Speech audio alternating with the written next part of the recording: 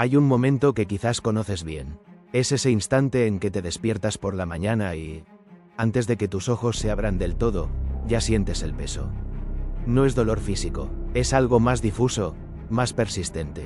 Es la presión acumulada de todo lo que no está resuelto, de todo lo que no sabes cómo resolver, de todo lo que sientes que debería ser diferente y no lo es. Tal vez estás en medio de un cambio grande. Quizás dejaste un trabajo estable para perseguir algo propio. Quizás te mudaste a un lugar nuevo, a un país diferente, con una lengua distinta y costumbres que todavía no comprendes del todo. Quizás el dinero no alcanza como esperabas, y cada semana trae consigo una nueva ecuación de supervivencia que tienes que resolver casi en silencio, sin que nadie a tu alrededor entienda del todo lo que estás viviendo. El mundo que conocías, el mundo donde sabías quién eras y qué se esperaba de ti, ese mundo se ha desmoronado un poco.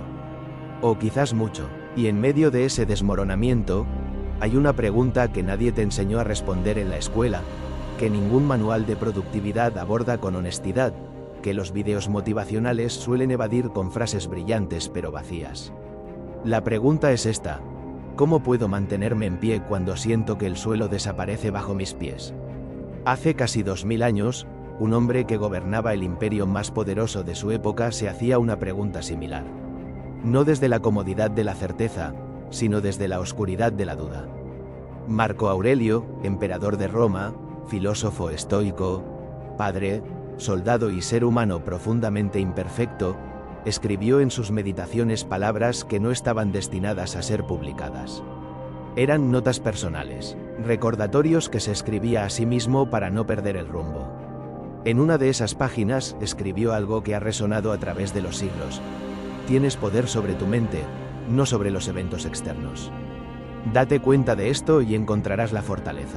No escribía desde la victoria, escribía desde la batalla. Eso es exactamente lo que haremos hoy. No vamos a hablar de filosofía como algo abstracto, reservado para académicos o para tiempos de paz. Vamos a hablar del estoicismo como lo que realmente es: una tecnología de supervivencia interior. Una forma de construir lo que los estoicos llamaban la ciudadela interior. Ese lugar dentro de ti que ninguna circunstancia externa puede destruir. Prepárate, este camino no es fácil, pero es real, y es tuyo. Vamos a comenzar con la idea más fundamental del estoicismo. La idea que, si la comprendes de verdad, no solo intelectualmente sino en tus huesos, cambia la forma en que experimentas casi todo. Epicteto, el filósofo estoico que nació esclavo y murió libre, comenzaba su obra más famosa, el Enquiridión, con estas palabras: algunas cosas están en nuestro poder y otras no. En nuestro poder están la opinión, la motivación, el deseo, la aversión y, en una palabra, todo lo que es de nuestra propia acción. No están en nuestro poder el cuerpo, la reputación, los cargos y, en una palabra, todo lo que no es de nuestra propia acción. Parece simple, y en cierto sentido lo es, pero aplicarlo, especialmente cuando estás en medio del caos, es una de las cosas más difíciles que un ser humano puede intentar hacer. Permíteme ilustrarlo con algo concreto. Imagina que llevas semanas intentando establecerte en un nuevo lugar. Has enviado correos, has hecho llamadas, has seguido todos los pasos que te dijeron que debías seguir. Y sin embargo, el sistema no responde. La burocracia se mueve a su propio ritmo, ajeno completamente a tu urgencia. Las respuestas no llegan. Los plazos que dependían de otros no se cumplen. En ese momento, ¿qué sientes? Probablemente frustración, quizás algo que se acerca a la rabia. Y debajo de todo eso, miedo. El miedo de que quizás las cosas no salgan bien. El miedo de que hayas tomado la decisión equivocada. El miedo de que el mundo simplemente no coopere con tus planes, no importa cuánto esfuerzo pongas. Aquí es donde entra la dicotomía del control. No como una excusa para la pasividad, sino como un bisturí de claridad. Hazte esta pregunta: ¿qué de todo esto está en mi poder? La respuesta, si eres honesto, es sorprendentemente pequeña y sorprendentemente poderosa al mismo tiempo. No está en tu poder que la burocracia sea eficiente. No está en tu poder que las personas respondan a tiempo. No está en tu poder que el sistema esté diseñado pensando en ti. No está en tu poder el pasado, lo que ya hiciste o dejaste de hacer, las decisiones que tomaste hace 6 meses o 6 años. Pero sí está en tu poder cómo respondes a cada obstáculo. Sí está en tu poder qué tan persistente eres en el siguiente intento. Sí está en tu poder la calidad de atención que pones en cada tarea que sí puedes ejecutar hoy. Sí está en tu poder la forma en que te hablas a ti mismo cuando las cosas no salen como esperabas. Marco Aurelio, que lidiaba con guerras en las fronteras del imperio, con plagas que diezmaban ciudades enteras, con conspiraciones dentro de su propio palacio, escribió esto: tú tienes el control de tu mente, no de los eventos externos. Date cuenta de esto y encontrarás la fortaleza. Nota que no dijo que encontrarías la solución. Dijo que encontrarías la fortaleza. Porque la fortaleza no depende de que el mundo coopere. La fortaleza viene de saber exactamente qué territorio es tuyo y defender ese territorio con todo lo que tienes. Hay una trampa muy común en que caemos cuando estamos bajo presión. La trampa de invertir la mayor parte de nuestra energía emocional y mental en aquello que no podemos controlar. Pasamos horas rumiando sobre lo que otros piensan de nosotros. Pasamos días angustiados por situaciones que ya sucedieron y no pueden cambiarse. Pasamos semanas temiendo futuros que quizás nunca lleguen. Todo ese tiempo y energía gastados en el territorio que no es nuestro. Y mientras tanto, el territorio que sí es nuestro, el presente momento, la acción que podemos tomar ahora mismo, la elección de cómo interpretar lo que está pasando, ese territorio queda descuidado. Séneca, en una de sus cartas a su amigo Lucilio, escribió algo que parece escrito para nuestra época. Omnia aliena sunt, tempus tantum nostrum est. Todo es ajeno, solo el tiempo es nuestro. ¿Cómo se practica esto en la vida real? Con un ejercicio que los estoicos modernos llaman el inventario de control. La próxima vez que sientas que la ansiedad sube, que la presión se vuelve insoportable, que la mente empieza a correr en círculos, detente. Toma papel y lápiz si puedes, y divide lo que te preocupa en 2 columnas. En la primera columna escribe todo lo que sí está en tu poder. Las acciones que puedes tomar, las palabras que puedes decir, las decisiones que puedes hacer hoy. En la segunda columna escribe todo lo que no está en tu poder. Los tiempos de otros, las reacciones ajenas, el pasado, el futuro lejano e incierto. Luego cierra la segunda columna, no literalmente, sino mentalmente. Reconócela, sé consciente de que existe, pero niégate a invertir en ella más energía de la que ya le has dado. Y enfócate con toda tu atención, con toda tu intención, en la primera columna. Esto no resolverá todos tus problemas. El estoicismo nunca prometió eso, pero hará algo más valioso. Te devolverá la sensación de agencia. Te recordará que aunque el mundo sea caótico, tú no eres una hoja arrastrada por el viento. Eres un árbol con raíces. Y las raíces, nadie puede arrancártelas.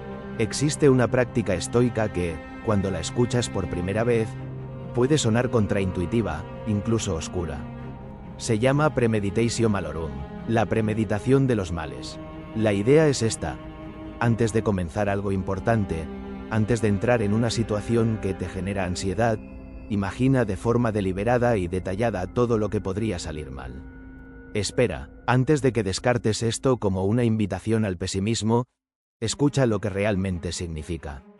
Séneca escribió en sus cartas a Lucilio: Omnia, Lucili, aliena sunt, tempus tantum nostrum est. Y en otro lugar, de forma aún más directa: el que teme la pobreza no encontrará nunca la riqueza del espíritu.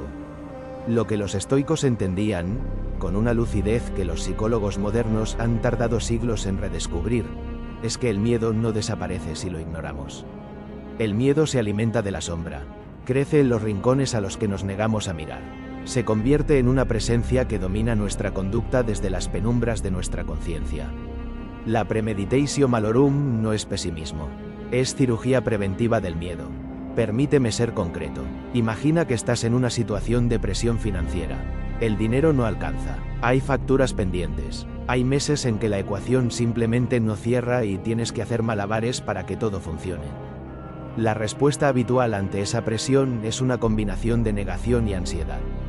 Por un lado, evitamos pensar en los peores escenarios porque nos parecen insoportables. Por otro, esos escenarios nos persiguen de todas formas, en forma de insomnio, de tensión en el cuerpo, de irritabilidad con las personas que amamos. Lo que propone el estoicismo es diferente. Siéntate y pregúntate con honestidad, ¿qué es lo peor que realmente podría pasar? No de forma hiperbólica ni catastrófica, de forma concreta y realista. ¿Cuál es el peor escenario probable? ¿Qué implicaría? ¿Cómo sería tu vida si eso ocurriera? Y luego, la pregunta más poderosa, ¿podrías sobrevivir a eso?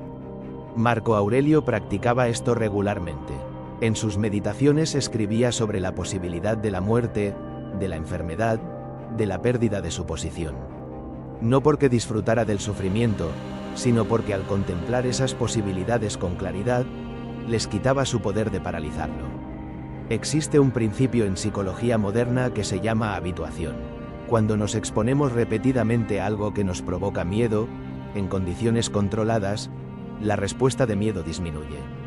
El terror pierde intensidad. Esto es exactamente lo que la premeditatio malorum logra, pero lo logra en el terreno de la imaginación, de forma voluntaria y deliberada. Hay algo más que esta práctica nos ofrece, nos permite prepararnos. Si sabes que el peor escenario posible implica que tendrás que reducir tus gastos a lo esencial, puedes empezar a pensar ahora en qué gastos son realmente esenciales y cuáles son opcionales. Si sabes que el peor escenario implica tener que pedir ayuda, puedes empezar a construir relaciones auténticas antes de necesitarlas desesperadamente. Si sabes que el peor escenario implica un fracaso visible, puedes empezar a construir una relación más sana con el fracaso antes de enfrentarlo. Séneca escribía esto en sus cartas: Hoc primum philosophia promittit, sensum communem, humanitatem et congregationem. La filosofía promete en primer lugar sentido común, humanidad y comunidad. Y parte de ese sentido común es mirar la realidad tal como es, sin embellecer ni distorsionar. Hay una historia que me gusta mucho sobre Catón el joven, uno de los hombres que más admiraba Marco Aurelio. Catón, que vivió en una época de turbulencia política extrema en Roma, practicaba voluntariamente la incomodidad.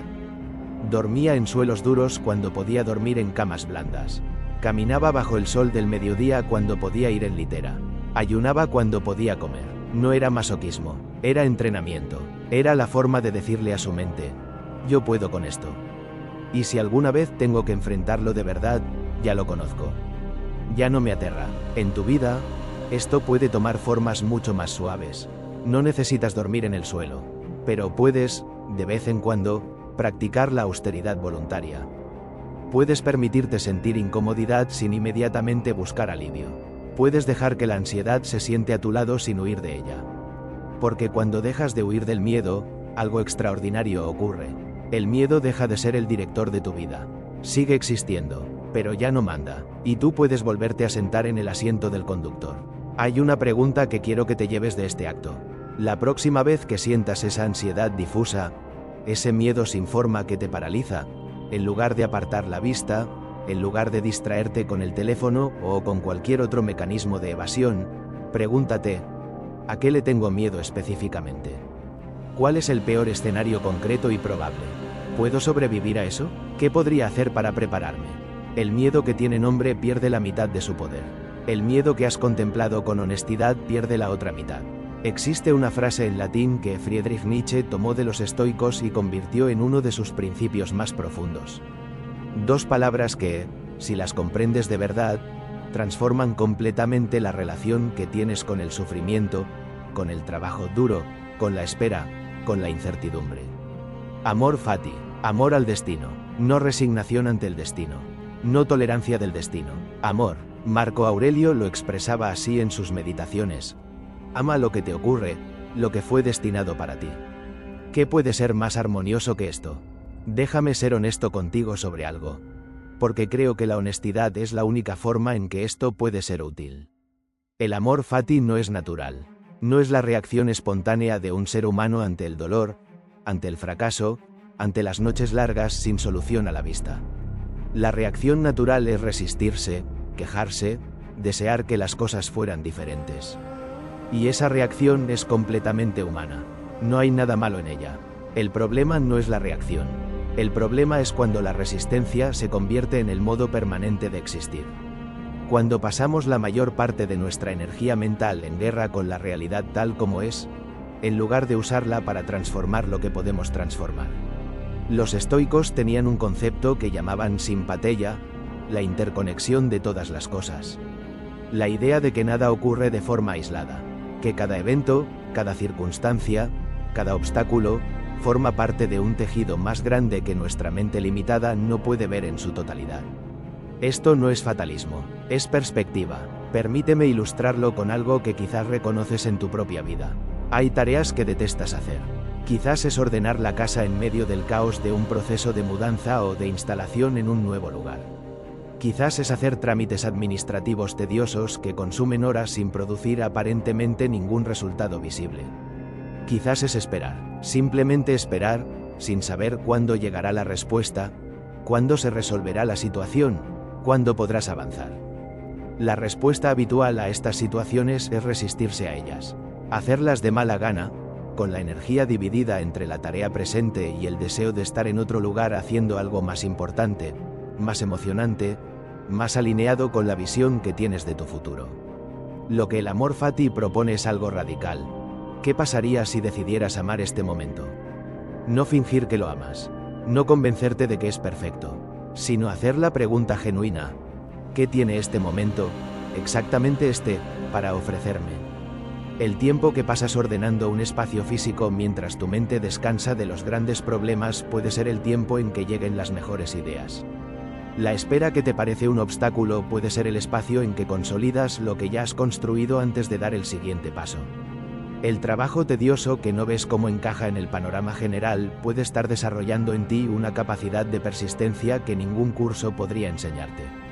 Marco Aurelio, en medio de las guerras más largas y agotadoras de su reinado, escribió esto: el impedimento para la acción hace avanzar la acción. Lo que se interpone en el camino, se convierte en el camino. Esta frase, que el escritor Ryan Holiday convirtió en el título de uno de sus libros más importantes, captura algo esencial sobre la mentalidad estoica. No que el obstáculo desaparece si lo amas, sino que cuando dejas de pelear con el obstáculo, cuando dejas de gastar energía en resistirte a su existencia, puedes empezar a usarlo. ¿Cómo se usa un obstáculo? Preguntándole qué tiene para enseñarte. Preguntándole qué está revelando sobre ti mismo, sobre tus prioridades, sobre tus miedos, sobre tus recursos internos. Preguntándole qué haría alguien más experimentado, más sabio, más sereno que tú en este momento. Séneca escribió en sus cartas a Lucilio: "Per aspera ad astra", a través de las dificultades hacia las estrellas. Pero esta frase no es solo poética, es una descripción precisa de cómo funciona el crecimiento real. No hay crecimiento sin fricción, no hay músculo sin resistencia, no hay carácter sin adversidad. Y aquí está la parte que más me importa decirte, porque creo que es la que más se necesita escuchar en tiempos de transición y de incertidumbre. El período más difícil de tu vida puede ser también el período en que más te estás convirtiendo en quien necesitas ser. No a pesar de las dificultades, a través de ellas. Esto no significa que debas sufrir en silencio o que no puedas pedir ayuda o que el dolor deba ignorarse. Significa que el sufrimiento que inevitablemente acompaña a los grandes cambios no tiene que ser puro desperdicio. Puede ser material de construcción. Los estoicos tenían una imagen que usaban frecuentemente, la del fuego y el oro. El oro no puede purificarse sin el fuego. El calor que parece destruir es el mismo calor que revela lo que es verdaderamente valioso, lo que permanece cuando todo lo superfluo se ha quemado. ¿Qué está quemándose en tu vida ahora mismo? ¿Qué ilusiones, qué expectativas, qué versiones de ti mismo que ya no te sirven están desapareciendo en el calor de este periodo difícil? Y lo más importante, ¿qué está quedando? Porque lo que queda cuando el fuego termina, eso eres tú. Lo real, lo que no puede ser destruido por ninguna circunstancia externa. La ciudadela interior. Existe un malentendido enorme sobre el estoicismo que necesito abordar directamente, porque si no lo hacemos, todo lo que hemos hablado hasta ahora podría convertirse en una hermosa filosofía para no hacer nada. El malentendido es este, que el estoicismo implica aceptación pasiva, que es una filosofía para personas que se resignan, que bajan los brazos, que dicen sí a todo porque total, no está en su control. Nada podría estar más lejos de la verdad. Marco Aurelio no se sentó en su palacio a meditar mientras el imperio se desmoronaba. Pasó más de una década en campaña militar, en condiciones extremas, liderando ejércitos en batallas que decidían el futuro de millones de personas. Y lo hizo mientras luchaba con la pérdida de sus hijos, con la deslealtad de personas cercanas, con su propia salud deteriorada. Epicteto no aceptó pasivamente su condición de esclavo.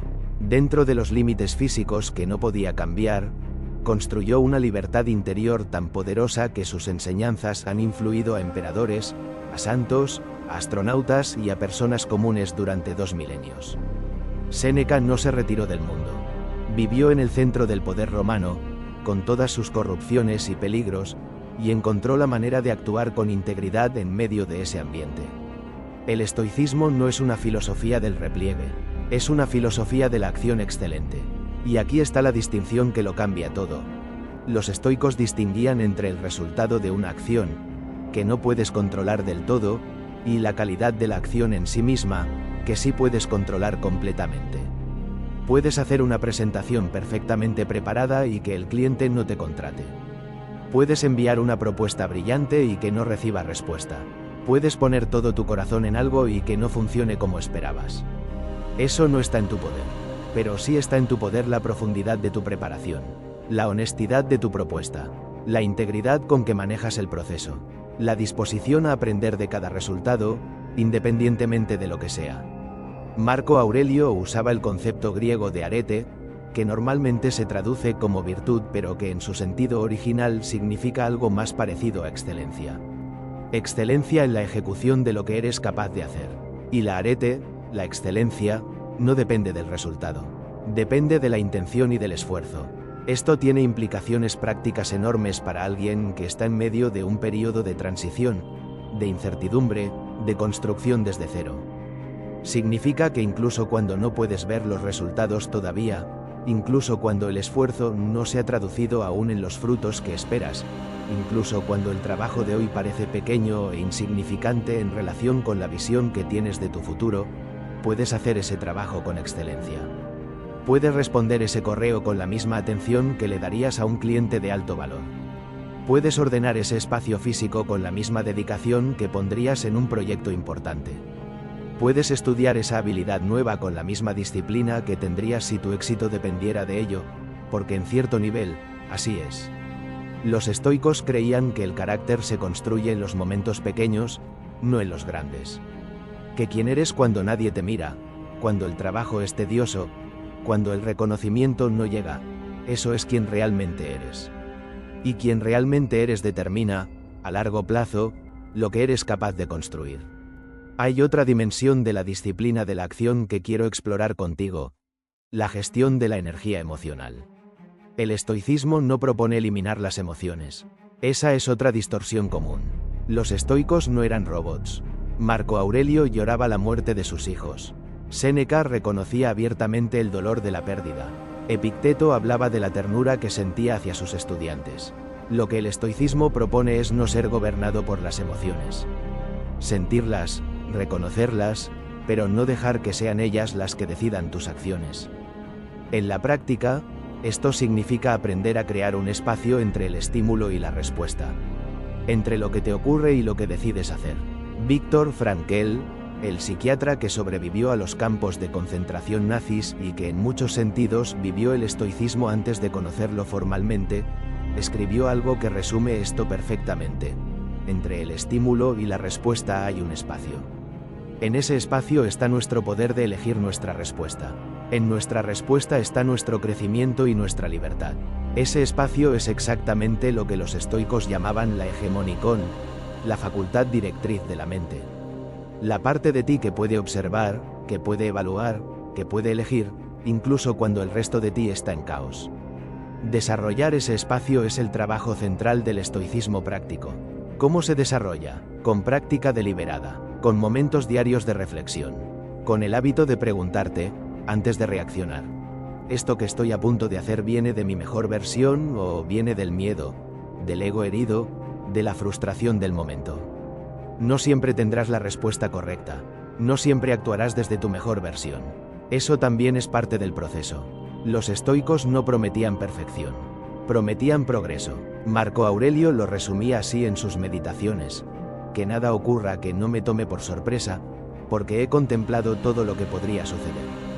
Y si ocurre lo inesperado, lo recibiré con la misma serenidad con que recibiría lo esperado. Esta es la disciplina, no la ausencia de dificultad, sino la capacidad de responder a la dificultad sin perder el centro. Hay un último elemento que quiero abordar en este acto, y es quizás el más urgente para quien está en medio de un período de presión y construcción. La disciplina de seguir cuando no quieres seguir. Habrá días en que la energía no llegará, en que la motivación, ese recurso en el que tanto insisten los videos de YouTube y los libros de autoayuda, simplemente no aparecerá. En que te sentarás frente a lo que necesitas hacer y sentirás que no puedes, que no quieres, que no tiene sentido. El estoicismo tiene una respuesta para esos días. Actúa de todas formas. No desde la crueldad hacia ti mismo, no ignorando tus límites o tus necesidades, sino desde el reconocimiento de que la acción no requiere motivación. La motivación, muchas veces, viene después de la acción, no antes. Empieza por algo pequeño, escribe el primer párrafo, responde el primer correo, da el primer paso del proceso. Y con frecuencia, solo con frecuencia, el movimiento crea su propio impulso. Y cuando no lo crea, cuando hayas hecho lo que podías y no haya salido bien o no haya producido los resultados que esperabas, eso también está bien. Porque lo hiciste, porque no dejaste que el miedo o la parálisis tomaran la decisión por ti. Eso es arete, eso es excelencia, no el resultado, sino el esfuerzo honesto hacia el resultado. Hemos recorrido un camino largo en este tiempo que hemos pasado juntos. Hemos hablado de la dicotomía del control y de la liberación que viene de saber exactamente qué territorio es tuyo. Hemos hablado de la premeditatio malorum y del poder de mirar el miedo a los ojos en lugar de huir de él. Hemos hablado del amor fati, de la posibilidad de amar no solo lo bueno sino también lo difícil, lo tedioso, lo incierto. Y hemos hablado de la disciplina de la acción, de la excelencia como elección diaria independientemente de los resultados. Todo esto, en su conjunto, es lo que los estoicos llamaban la ciudadela interior. Marco Aurelio escribió estas palabras que quiero que te lleves hoy. Recurre a este refugio en cualquier momento que lo necesites. La tranquilidad que viene de estar en orden con uno mismo. Un hombre no puede encontrar un retiro más tranquilo y sin perturbaciones que en su propia alma. La ciudadela interior no es un lugar al que llegas cuando todo está bien. Es un lugar al que construyes precisamente cuando todo está mal. Es el proceso de construirla en los momentos difíciles lo que la hace sólida. Y aquí está la verdad que más me importa que te lleves. Tú ya la estás construyendo. Cada vez que te levantas en un día difícil y decides intentarlo de nuevo, estás poniendo un ladrillo. Cada vez que sientes el miedo y actúas de todas formas, estás poniendo un ladrillo. Cada vez que te permites sentir la frustración sin dejar que ella decida por ti, estás poniendo un ladrillo. La ciudadela interior no es el resultado de una vida sin dificultades. Es el resultado de una vida que ha enfrentado dificultades y ha elegido, una y otra vez, seguir construyendo. Marco Aurelio, en los últimos años de su vida, después de décadas de guerra, de pérdida, de incertidumbre, escribió estas palabras con las que quiero cerrar. Tú tienes poder sobre tu mente, no sobre los eventos externos. Date cuenta de esto y encontrarás la fortaleza. Y añadió algo que no se cita tan frecuentemente. La fortaleza no es la ausencia de miedo. Es la decisión de que algo más importa más que el miedo. ¿Qué importa más que tu miedo? Esa es la pregunta. Tu respuesta es tu ciudadela. Antes de terminar, quiero hacerte una pregunta directa. Una pregunta que te pido que respondas, no en tu cabeza, sino en los comentarios de este vídeo. Porque creo que hay algo poderoso en nombrar las cosas, en sacarlas de la sombra y ponerlas en palabras. La pregunta es esta: ¿cuál es la batalla que estás librando hoy? No la batalla que crees que deberías estar librando. No la batalla que parece más heroica o más filosóficamente correcta, sino la tuya, la real, la que te quita el sueño, la que aparece en tu mente antes de que termines de abrir los ojos por la mañana. Escríbela, nómbrala, y mientras lo haces, recuerda que hay personas que también están lidiando con sus propias batallas. Que no estás solo en esto. Que la dificultad que estás enfrentando no es una señal de que fallaste, sino una señal de que estás vivo, de que te importa algo, de que estás en el proceso de convertirte en alguien más. Eso siempre fue la filosofía estoica en su núcleo más profundo. No una colección de técnicas para sentirse mejor, sino una forma de estar en el mundo con los ojos abiertos, con el corazón entero y con la voluntad activa. Gracias por estar aquí, por tomarte el tiempo de escuchar esto, por elegir, en medio de todo lo que tienes que enfrentar, invertir en tu vida interior. Nos vemos en nuestra próxima aventura. Y hasta entonces, recuerda, la ciudadela siempre estuvo dentro.